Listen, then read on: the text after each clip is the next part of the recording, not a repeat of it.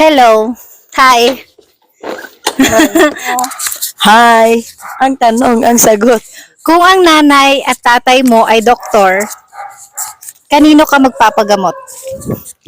Sa'yo. Mali. Kung ang nanay at tatay mo parehong doktor, kanino ka magpapagamot?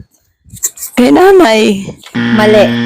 Ulitin ko yung tanong. Kung ang nanay at tatay mo parehong doktor, kanino ka magpapagamot? Sa tatay. Mali.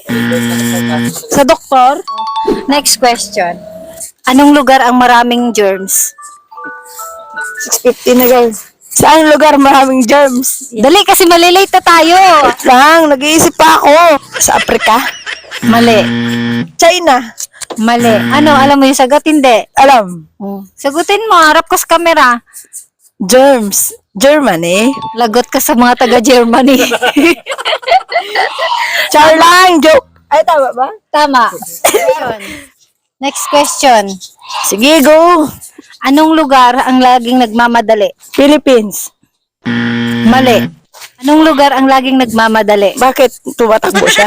Basta nagmamadali lang siya. Mabilis yung lakad, mabilis yung takbo.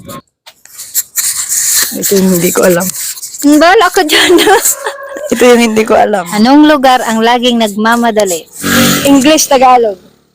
Walang English Tagalog. Bigyan mo ako para mabilis tayo. Walang English Tagalog. Sige na, bigyan mo ako para mabilis tayo. Lugar, wala namang English Tagalog eh. Meron. Dito lang yan sa Pinas may Tagalog.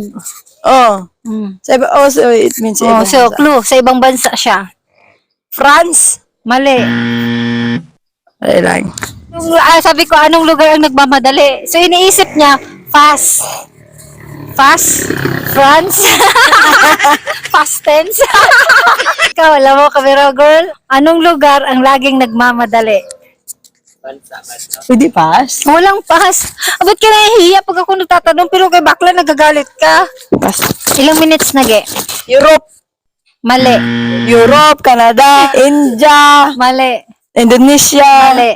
Germany, Mali. France, Mali. China, Taiwan, Mali. Venezuela. Mali. Sabihin mo muna lahat. Baka may mabanggit ka isa sa kanila doon.